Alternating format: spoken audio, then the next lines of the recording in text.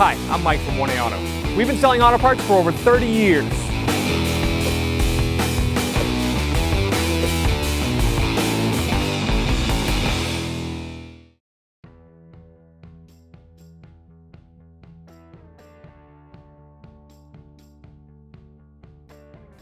What's up guys, I'm Andy from 1A Auto. Today I'm going to show you how to check and fill the transfer case fluid on this 2011 Ford Explorer.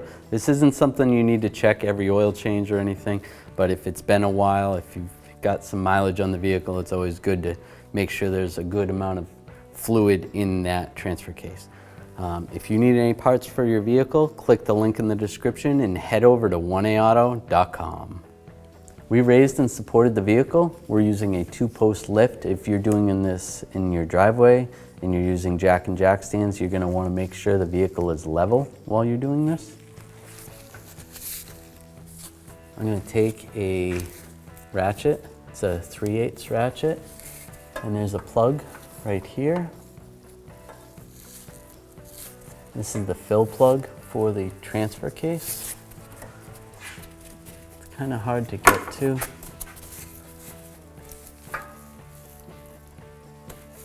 Right there. Just going to loosen up this fill plug right here with the ratchet. It would be ideal to not have the vehicle hot because you're working right on the exhaust pipes. So it's a good idea to let it cool down a little bit. So then I'll pull this fill plug out. Pull that out. There's a little magnet on here. Get some of this goop off, wipe it off. So I'm just wiping some of this off.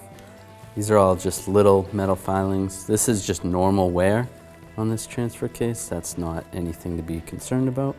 If there was big metal chunks, you would be slightly concerned, but that's not bad. Just wipe that off. For adding fluid, I'm going to use the bottle, and it's got a nipple on it, and I'm just gonna take this hose that I've cut and put it over the nipple. And then I'm gonna squeeze the bottle to get the fluid in. You can also use a suction gun or a fluid transfer pump. That will work, whatever works for you. So we're gonna top off the fluid in this transfer case a little bit. Because what we want is we want the fluid to be just dripping out of that hole. You want it to the bottom of that hole for it to be at the correct level. So I'm going to use a hose on a bottle of the correct fluid. You can check your owner's manual to find the correct fluid for this. And I'm just going to squeeze the bottle, pump some fluid in there. And some will drain out. You're going to want to have a drain pan underneath to catch the fluid. And I'll pull that out. So I'm going to let that drain out so that it gets to the proper level, and then I'll put the plug back in. All right, so now that it's dripping just very slowly, that means our level's at the appropriate level. I'm going to take the fill plug. I'm just going to use a little pipe sealer on that. Just go around here.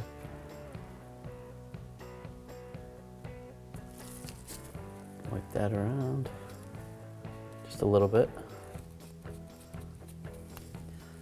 I'm going to reinstall this fill plug.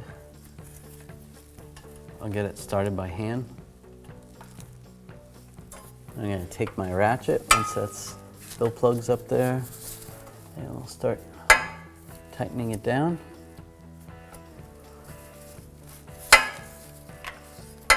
Right, I got that pretty snug. If I can fit the torque wrench up there, I'm going to torque this to 177 inch-pounds. Make sure you're on inch-pounds and not foot-pounds. Just going to rotate this a little bit. And that's the appropriate torque. After I torqued that fill plug, just to let you know, Ford recommends that you replace that fill plug. I believe the reason why they want you to do that is because of the thread locker on it. So we just used a little pipe sealer on it to hold it in. but you can replace it. Next, I'm going to clean this up with a little bit of brake parts cleaner. Spray it on there. Make sure anything that dripped on the exhaust, you're going to want to clean that up as well, because it's going to smell really bad when you run the engine. So clean that up, spray it down, and if you can, wipe it down with a rag a little bit. Try to get some of this out. This gear oil smells really bad when it burns. It smells really bad anyway, but don't be alarmed if it smells when you first start it up.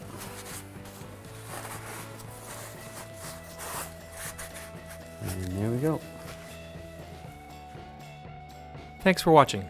Visit us at oneauto.com for quality auto parts, fast and free shipping, and the best customer service in the industry.